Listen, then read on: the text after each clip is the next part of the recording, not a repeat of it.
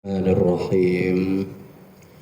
Assalamualaikum warahmatullahi wabarakatuh. Bismillahirrahmanirrahim. Bismillahi masyaallah la quwata illa billah masyaallah. Bismillahi masyaallah kullu ni'matin fa minallahi masyaallah. Bismillahi masyaallah la yasukul khaira illallahi masyaallah. Bismillahi masyaallah la yasrifus su'a illallahi masyaallah. Bismillahi masyaallah la hawla wa la quwwata illa billah. Khassantu nafsi bil hayyil qayyum alladhi la yamutu abada wa dafa'tu an nafsi as-su'a bi alfin wa la hawla wa la quwwata illa billahil 'aliyyil 'azim. Alhamdulillahi nahmaduhu wa nasta'inuhu wa nastaghfiruh wa na'udzu billahi min syururi anfusina wa min sayyiati a'malina. May yahdihillahu fala mudilla lahu wa may yudlilhu fala hadiyalah. Asyhadu an la ilaha illallah wahdahu la syarika lah wa asyhadu anna sayyidana wa nabiyyana Muhammadan 'abduhu wa rasuluh. Allahumma salli wa sallim wa barik ala sayyidina Muhammadin wa ala alihi wa ashabihi amma ba'du. Astaghfirullahal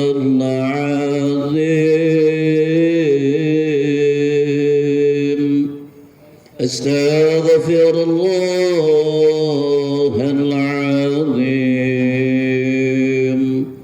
Astaghfirullahal azim. Inna Allaha ghafurur rahim.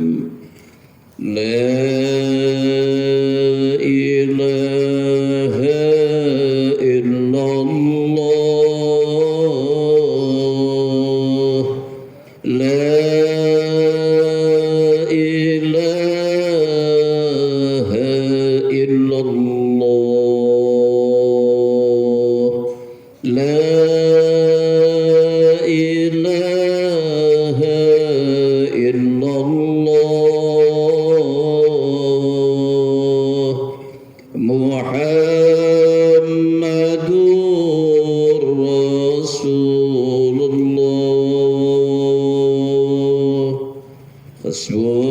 Hasbunallahu wa ni'mal wakeel.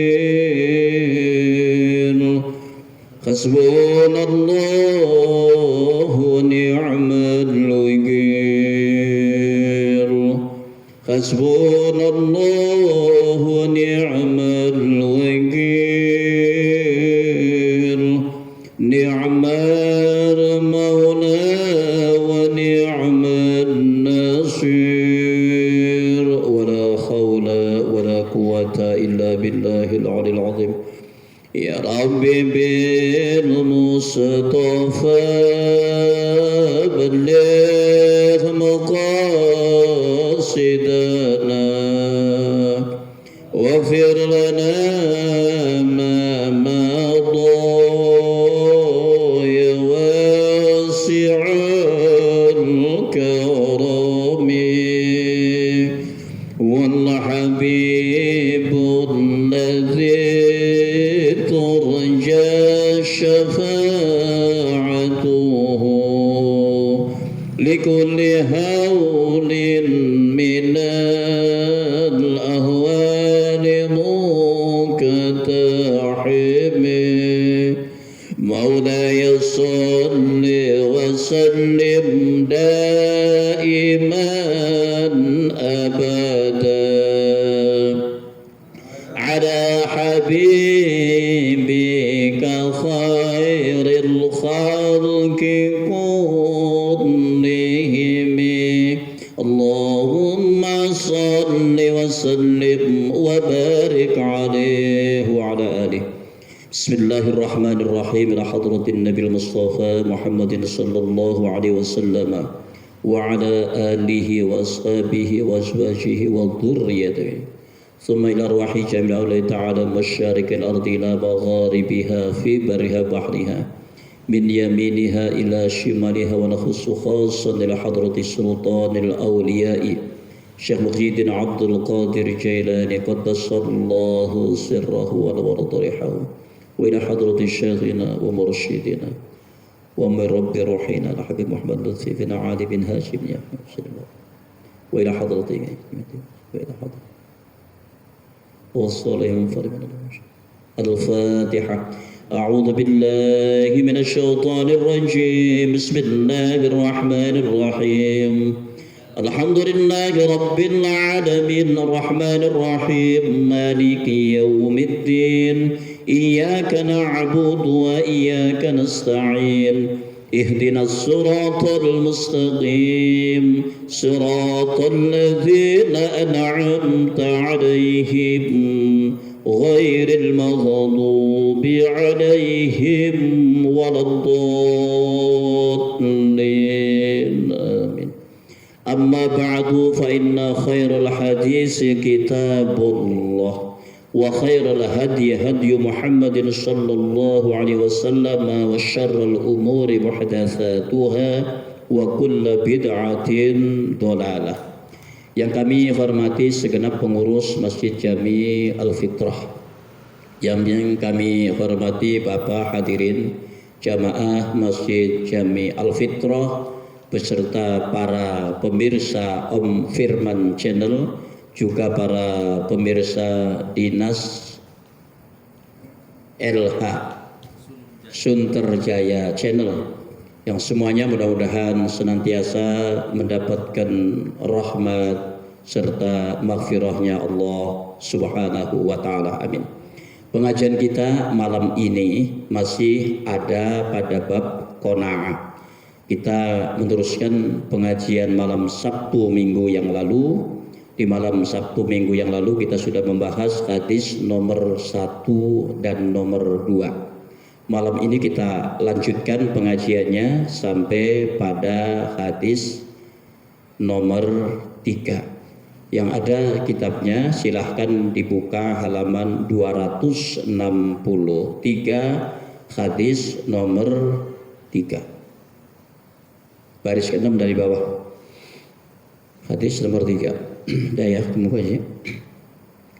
Bismillahirrahmanirrahim. Wa an Hakim ibn Hizam radhiyallahu anhu qala. Dari Hakim bin Hizam radhiyallahu anhu berkata, Sa'altu Rasulullah sallallahu alaihi wasallam. Aku pernah meminta kepada Rasulullah sallallahu alaihi wasallam, fa'atoni, lalu beliau memberiku. Summa sa'altuhu, kemudian aku memintanya kembali kepada beliau. Fa'atoni, dan beliau pun kembali memberi aku. Summa qala, kemudian beliau bersabda, ya Hakim, wahai Hakim, inna hadal mala hadirun khulwun. Ketahuilah bahwa harta ini demikian segar dan manis. Faman akhadahu bisakhawati nafsin, barang siapa yang mengambil harta itu dengan kemurahan jiwa, burika lahu fihi, maka ia akan mendapatkan keberkahan pada hartanya itu. Wa man akhadahu bi isyrafi nafsin, dan barang siapa yang mengambil harta itu dengan ketamaan jiwa, lam yubarik lahu fi, maka dia tidak akan mendapatkan keberkahan pada hartanya itu. Wa kana kalladzi ya'kulu wa la yashba'u, dan sehingga ia seperti orang yang terus makan tetapi tidak pernah kenyang. Wal yadul ulya khairum min yadis sufla, dan tangan di atas itu lebih baik dibandingkan dengan tangan yang di bawah. Maksudnya orang yang memberi itu lebih baik dibandingkan dengan orang yang menerima. Wa qala hakimun, dan hakim kemudian berkata, fakultu, maka aku katakan, kata hakim, ya Rasulullah, wahai Rasulullah, walladzi ba'atsaka bil haq, demi zat yang mengutusmu dengan hak, la arza'u ahadan ba'daka syai'an, aku tidak akan menerima pemberian apapun dari orang lain sepeninggalmu, hatta ufariqud dunya, hingga aku berpisah dengan dunia, hingga aku meninggal dunia. Fakana Abu Bakr radhiyallahu anhu, dan sahabat Abu Bakar radhiyallahu anhu, yad'u hakiman liyu'tiyahul 'ata'a, beliau pernah mengundang hakim untuk diberi sesuatu. Fayaqba ayyaqbala minhu syai'an, tetapi dia menolak untuk menerima pemberian itu. Summa inna Umar radhiyallahu anhu qala, summa inna Umar radhiyallahu anhu da'ahu liyu'tiyahu fa'aba ayyaqbalahu. Kemudian sahabat Umar radhiyallahu anhu, beliau juga pernah mengundang hakim untuk diberinya sesuatu, fa'aba ayyaqbalahu, tetapi dia tidak mau menerimanya. Faqala, kemudian sahabat Umar berkata, ya ma'asyarul muslimin, wahai sekalian kaum muslimin, ushidukum ala hakimin, aku persaksikan kepada kalian atas hakim, anni u'ridu alaihi haqquhu, aku pernah menawarkan kepadanya apa yang menjadi haknya, alladzi qasaballahu lahu fi hadil fai', yang sebagaimana yang telah diatur oleh Allah Subhanahu wa taala mengenai pembagian harta rampasan ini, fayaba ayyahudahu, tetapi dia tidak mau mengambilnya. Falam yazra'u hakimun ahadan minan nasi ba'dan nabi sallallahu alaihi wasallam hatta tufiya, dan hakim tidak mau menerima dari siapapun sepeninggalnya Rasulullah sallallahu alaihi wasallam sampai dengan dia sendiri meninggal. Muttafaqun alaih, hadis riwayat Imam Bukhari Muslim. Bapak hadirin jamaah rahimakumullah. Lalu pelajaran apa yang bisa kita petik dari hadis yang baru saja dibacakan tadi? Bapak hadirin rahimakumullah, hadis tadi antara lain adalah menceritakan tentang kedermawanannya Rasulullah SAW, menceritakan tentang sifat dermawannya Rasulullah SAW. Rasulullah SAW itu nggak pernah menolak kado ada orang yang minta, kecuali kalau memang betul-betul sudah nggak ada lagi apa yang mau dikasih, yang boleh buat kalau begitu. Ya. Seperti yang diceritakan, hakim minta dikasih, Habis dikasih minta lagi, dikasih lagi. Coba kalau gitu begitu, ada orang minta dikasih, minta lagi, ngomel nggak?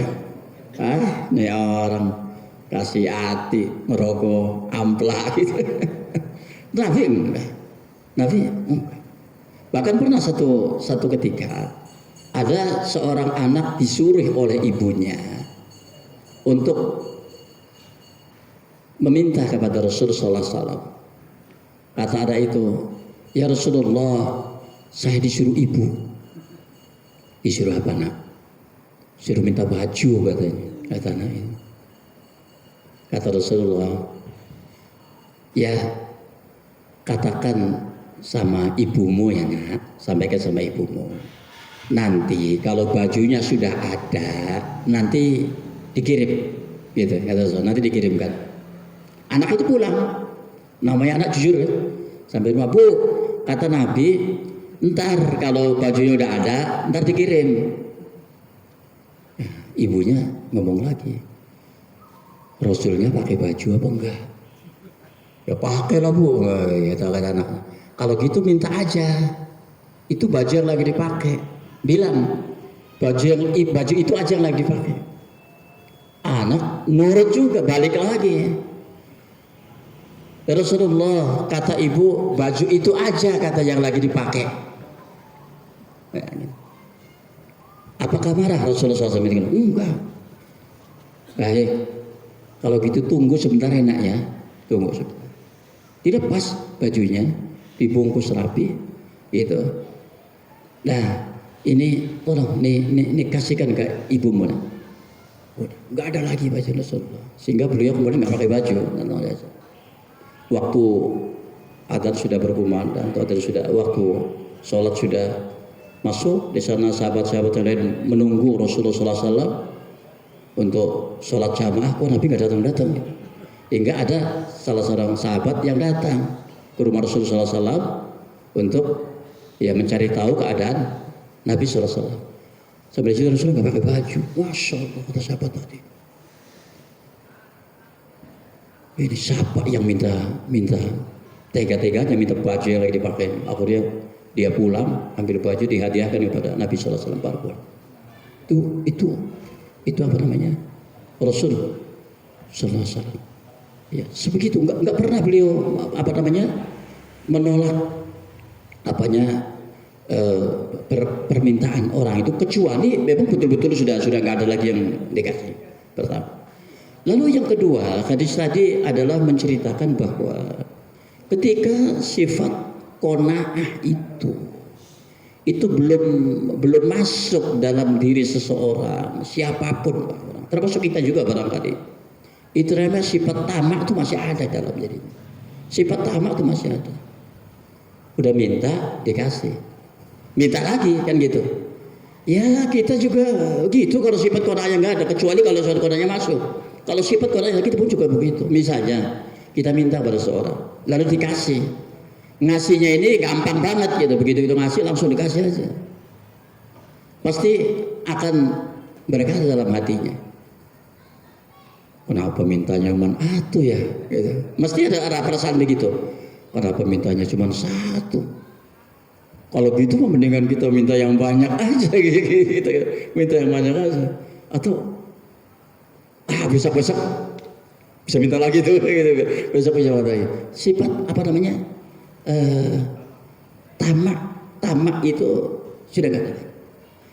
Tapi kalau dalam diri seseorang itu sudah ada sifat apa namanya qanaahnya, seperti tadi kan, jangankan minta, mau dikasih aja nggak mau. Sahabat Abu Bakar pernah menawarkan, ya ini buat kamu, enggak, gitu. Sahabat Umar juga pernah menawarkan, ini bagian dari rampasan perang, ini buat kamu. Dia nggak mau juga nerima. Itu karena qanaah sudah masuk.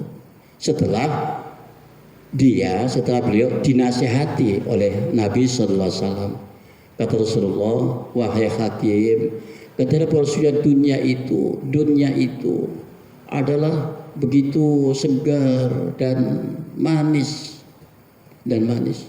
Barang siapa yang mengambilnya dengan dengan kelebutan jiwa, ya, maka dia akan mendapatkan keberkahan dari hartanya itu. Dan barang siapa yang mengambilnya dengan ketamaan, maka dia tidak akan mendapatkan keberkahan dari hartanya itu. Setelah dinasihati Rasulullah SAW, masuk itu oleh hakim, saat itu juga dia sadar, masuk, sadar. Nah, kita kan sering begini ya. Iya, orang dinasihati sekali aja langsung masuk, langsung berubah total. Lalu kita sering mengatakan, kalau kita kenapa ya? Kalau nasihati orang itu cuma masuk telinga kanan, keluar telinga kiri gitu loh. Iya. Lalu ada sebagian orang yang mengatakan, ya itu kan karena yang menasihati Nabi, gitu kan? Karena nasihat Nabi, Rasulullah yang menasihati. Kalau kita nasihati ya biasa itu masuk telinga kanan, masuk telinga kiri. Kalau itu jawabannya, ya wassalam. Artinya habis cerita, ya kan? Ya itu kan Nabi gitu. Kalau kita ya nggak bisa lah begitu, kita bukan Nabi. Habis ceritanya kalau itu jawabannya. Maka nggak akan ada ayat yang memerintahkan orang untuk saling menasihati, nggak akan ada. Ayat wa tawassaw bil haqq wa tawassaw bis sabr itu nggak ada. Nggak akan ada ayat yang memerintahkan supaya orang mengajak orang lain untuk kembali kepada jalan Allah, nggak ada. Yang ud'u ila sabil rabbika itu nggak ada. Padahal ada kan? Ayat wa tawassaw bil haqq ada kan? Ayat ud'u ila sabili rabbika bil hikmati wal mau'izatil hasanah ada kan? Ada. Itu artinya atas kasus tadi nggak bisa kemudian kita jawab ya itu kan Nabi. Ya saya katakan tadi habis ceritanya kalau kita jawabnya bisa kok, kita pun bisa asal mau meniru cara, ya mau meniru caranya Nabi SAW. Lalu apa yang menyebabkan ketika kita menasihati orang itu kemudian nggak masuk? Ya, setidaknya ada dua. Apa yang dua itu? Yang pertama, sering kita dalam memberikan nasihat kepada orang lain itu tidak dengan keikhlasan.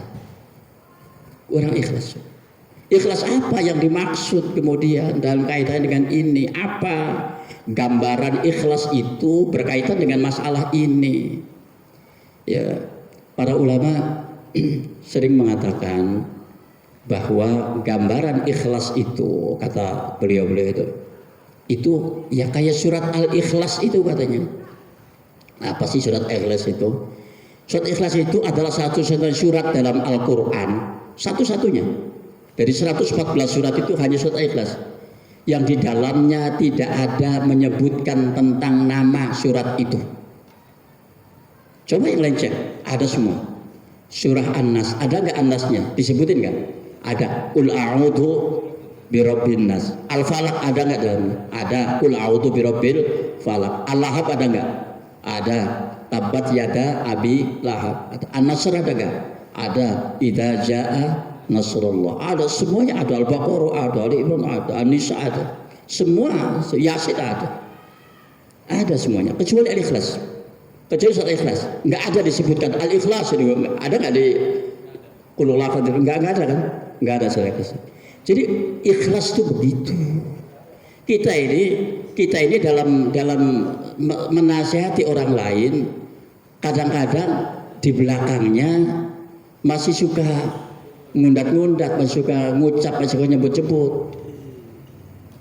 Dia itu, wah dulunya Masya Allah itu orang itu. Setelah saya nasihati, Alhamdulillah. Dulu Masya Allah, sekarang Alhamdulillah. Ya, jadi nyebut jasanya. Dulunya Masya Allah itu, sekarang Alhamdulillah. Padahal kita ini cuma asbab kok. Kita ini cuma asbab. Yang menggerakkan ya Allah.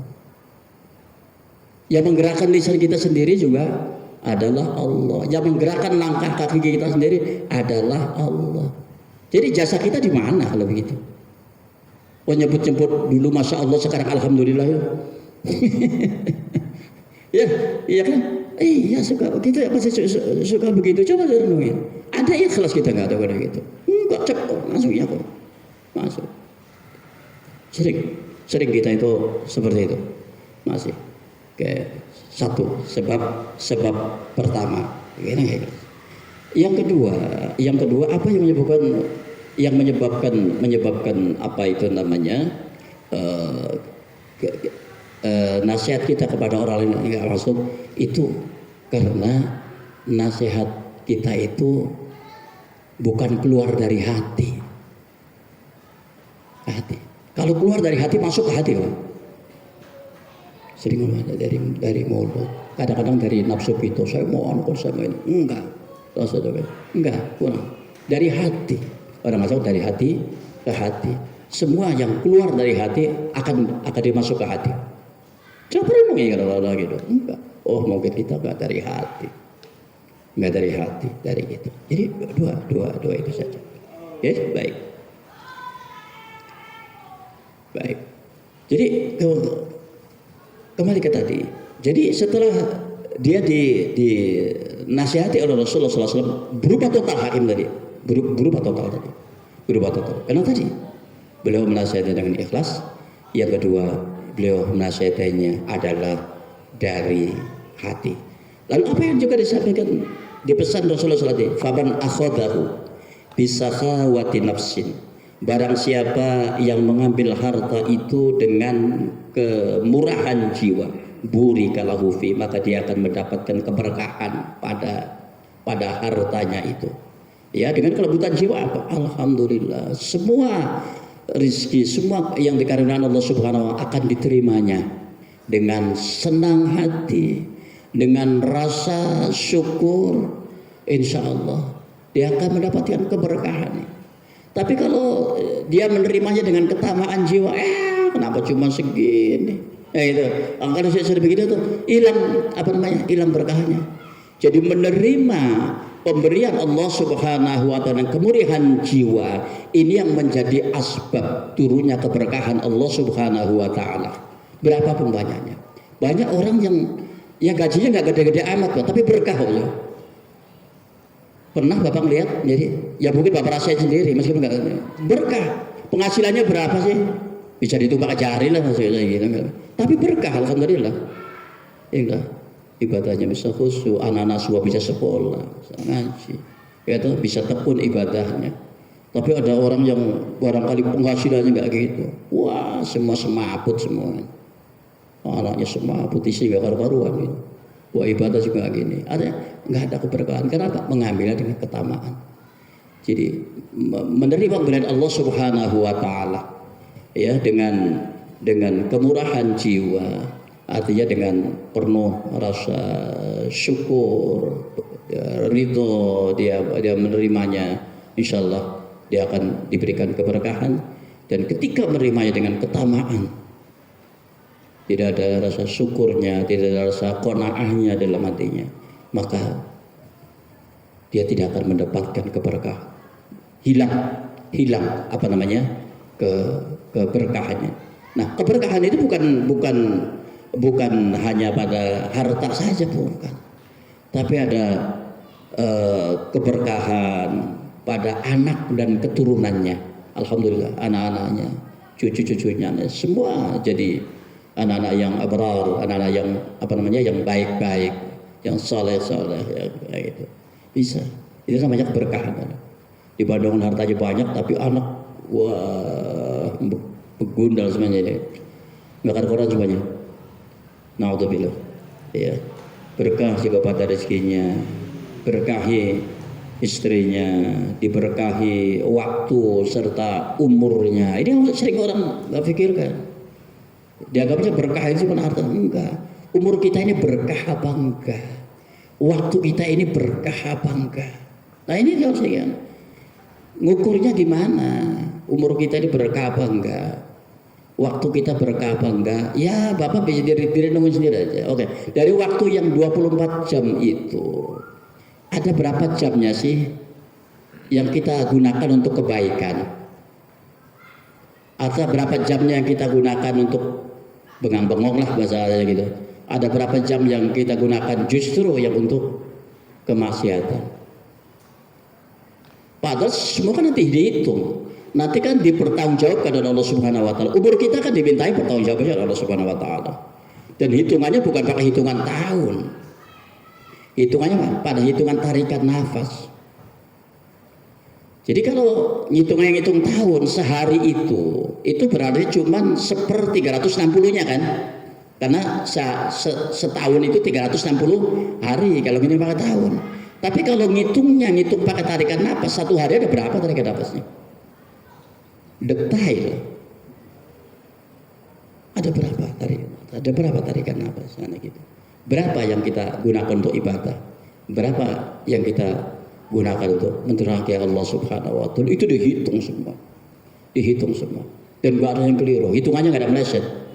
Allah, jangankan hitung itu, jangankan hitungannya Allah ya, jangankan hitungannya Allah, hitungannya manusia aja. Orang hitung itu apa namanya, anu listrik tuh, ya, token listrik tuh. Berapa yang dipakai, berapa kWh itu aja meleset apa enggak hitungannya? Enggak kan? Orang hitung itu pulsa HP itu, ya, pulsa gitu atau kuota itu kan nggak meleset juga. Dipakai berapa ini? Kuota Anda sisa sekian MB, sekian KB, ya dipakai, ada hitungan. Apalagi hitungannya Allah Subhanahu wa taala. Satu hari berapa ribu kali bernapas, berapa ratus yang digunakan untuk ibadah, berapa, enggak akan meleset semuanya, hitungannya ada semuanya di situ. Sampai apa aja detail itu. Baik, Bapak hadirin rahimakumullah, masih ada waktu ya, kita teruskan dulu ke hadis nomor 4-nya dulu. Oke, sempat. Ya. Halaman apa namanya berikutnya, halaman 263, masih 12 menit lagi, masih cukup insyaallah. 264. Bismillahirrahmanirrahim. Wa an Abi Burdata an Abi Musa al-Asy'ari radhiyallahu anhu, dari Abi Burdah, dari sahabat Abu Musa al-Asy'ari radhiyallahu anhu berkata, kharajna ma'a Rasulillah sallallahu alaihi wasallam fi ghazwatin. Kami pernah pergi bersama Rasulullah sallallahu alaihi wasallam dalam satu peperangan. Wa nahnu sittatu nafarin, dan kami pada waktu itu berjumlah 6 orang. Bainana ba'ir, di antara kami ada seekor unta. Na'takibuhu, sehingga kami pun harus bergantian menaikinya. Orangnya 6, untanya 1. Jadi mesti bergantian. Fanaqibat aqdamuna, hingga pecah-pecah telapak kaki kami. Wanaqibat qadami, dan pecah pula telapak kakiku. Wasakotot adfari, dan terkelupas juga kuku di kakiku. Fakunna taluffu ala arjulina al-khiraq, lalu kami membalut kaki kami itu dengan robekan kain. Sasumiyat ghazwata dzati riqa, maka peperangan itu kemudian disebut dengan perang Dzatur Riqa, artinya perang yang bertambal. Lima kunna na'sibu ala arjulina minal khiraqi, karena kami pada waktu itu membalut kaki kami dengan robekan kain. Wa qala Abu Burdata, dan lebih lanjut Abu Burdah mengatakan, fahadasa Abu Musa bihadal hadisi, dan fahadasa Abu Musa bihadal hadis, Abu Musa ya, beliau pernah menceritakan peristiwa itu. Summa kariha dalika, dan setelah itu dia tidak mau menceritakannya lagi. Waqala, dan dia berkata, ma kuntu asna'u bi an adhkurahu, untuk apa aku menceritakan apa yang telah aku perbuat? Ka'annahu kariha ayyakuna syai'an min amalihi afsahu, seakan-akan beliau Abu Musa itu tidak mau apa yang pernah dilakukannya itu tersebar. Muttafaqun alaih, ya, hadis riwayat Imam Bukhari Muslim. Bapak hadirin jamaah rahimakumullah, pelajaran apa lagi yang bisa kita petik daripada hadis tadi, bahwa seseorang itu siapapun dia, kalau sifat qanaahnya sudah masuk dalam hatinya, maka ia akan menjadi orang yang dia tidak mau menceritakan kesulitan itu kepada orang lain, pantang. Bagi orang yang hatinya sudah ada sifat istiqomah, itu pantang, dia untuk menceritakan apa yang pernah dialaminya itu terhadap orang lain. Apalagi soal kesulitannya itu. Saya dulu tuh begini, saya waktu baru datang ke Jakarta dulu, ya begini. Sekarang alhamdulillah enggak, kata orang itu enggak ada cerita. Dia tidak ingin menceritakan itu dia kepada orang lain. Segala apa kesulitannya, kesedihannya, enggak, dia enggak ceritakan. Hal itu juga seperti apa yang pernah dialami oleh Nabi Yakub alaihissalam, sebagaimana yang diceritakan Allah dalam Al-Quran surah Yusuf ayat 86. Qala innama ashku bathi wa khuzni ilallah wa a'lam minallahi ma la ta'lamun. Ayat ini menceritakan tentang jawabannya Nabi Yakub alaihissalam ketika beliau ditanya oleh orang-orang pada saat itu mengenai kesulitan serta kesedihan yang menimpa dirinya. Apa kata Nabi Yakub? Nabi Yakub menjawab, innama ashku basi wa husni ilallah. Sesungguhnya hanya kepada Allah aku mengadukan kesusahan dan kesedihanku. Wa a'lamu minallahi ma la ta'lamun. Aku mengetahui dari Allah apa-apa yang tidak kamu ketahui. Jadi bahasa gampangnya begini, bahasa kitanya begini. Ketika Nabi Yakub ditanya oleh beberapa orang pada saat itu, gimana Anda itu begini, katanya dapat kesulitan begini-gini, katanya Anda tuh ada peristiwa ini yang membuat Anda sedih apa? Nabi Yakub nggak cerita, iya saya dulu begini, enggak. Apa jawab beliau? Innama ashku basi wa husni ilallah. Sesungguhnya hanya kepada Allah aku mengadukan apa yang menjadi kesusahan dalam diriku, kesedihan yang sedang aku alami. Artinya apa? Dalam kata lain, nggak usah cerita kesampean lah, maksudnya saya itu nggak usah diceritakan kepada Anda. Saya nggak akan menceritakan kepada Anda mengenai kesedihan, kecuali hanya kepada Allah. Wa inni a'lamu ma la ta'lamun, dan aku mengetahui dari Allah.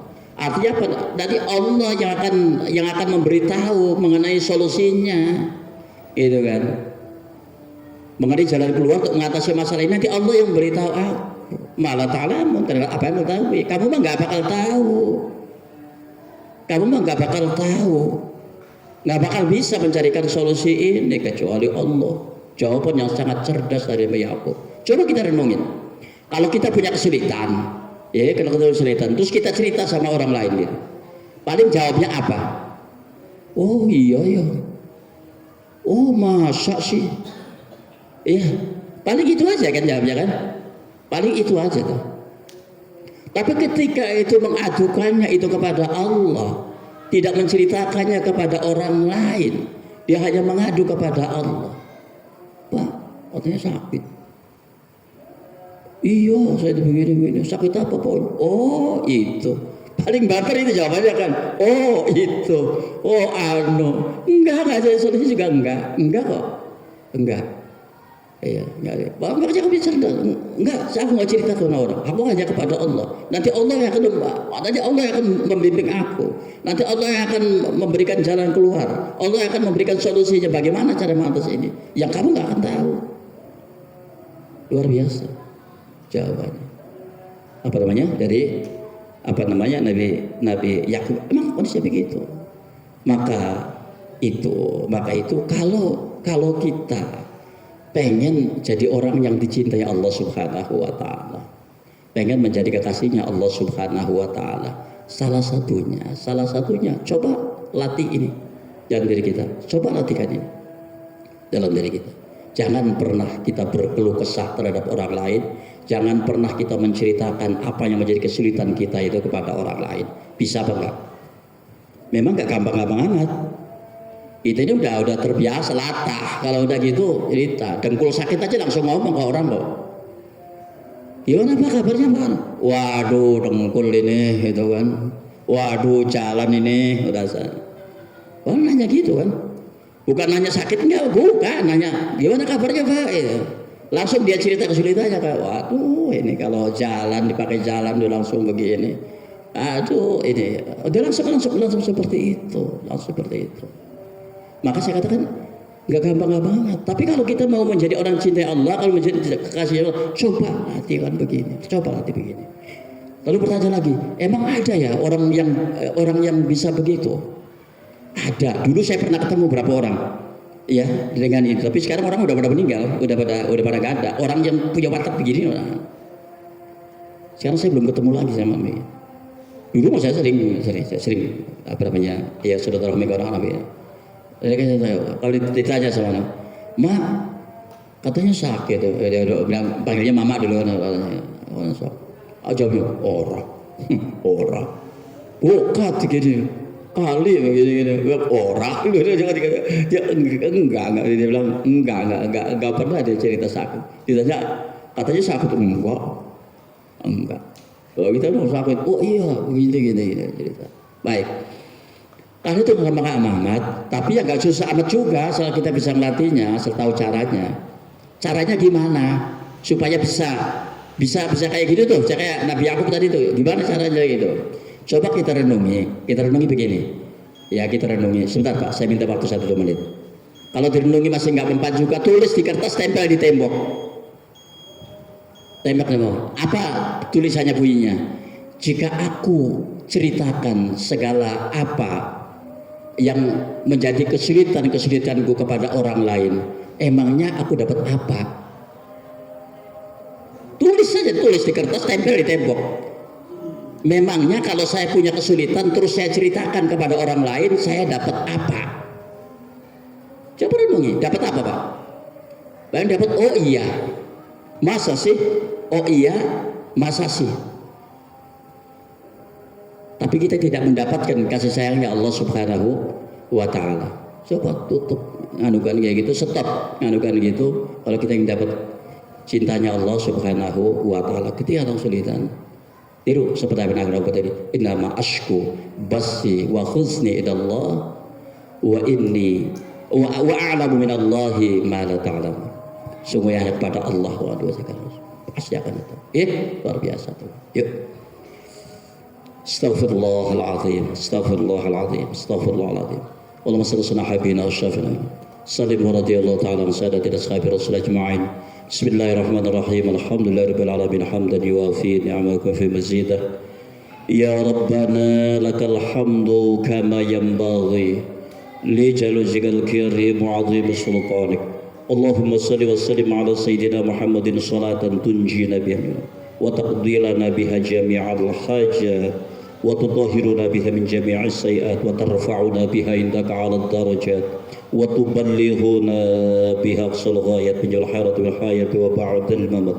Allahumma arinal haqqa haqqan warzuqna ittiba'ah وارنا الباطل باطلا وارزقنا اجتنابه اللهم نور قلوبنا بنور هداية كما نورت الأرض بنور الشمس أبدا أبدا برحمتك يا أرحم الراحمين اللهم افتح قلوبنا فتوح العارفين اللهم افتح قلوبنا فتوح العارفين اللهم افتح قلوبنا فتوح العارفين اللهم اختم لنا بالإسلام واختم لنا بالإيمان واختم لنا بالخير واختم لنا بالسعادة واختم لنا بحسن الخاتمة ربنا آتنا في الدنيا حسنة وفي الآخرة حسنة وقنا عذاب النار وادخلنا الجنة مع الأبرار يا عزيز يا غفار يا رب العالمين اللهم اجعل جمعنا هذا جمعا مرحوما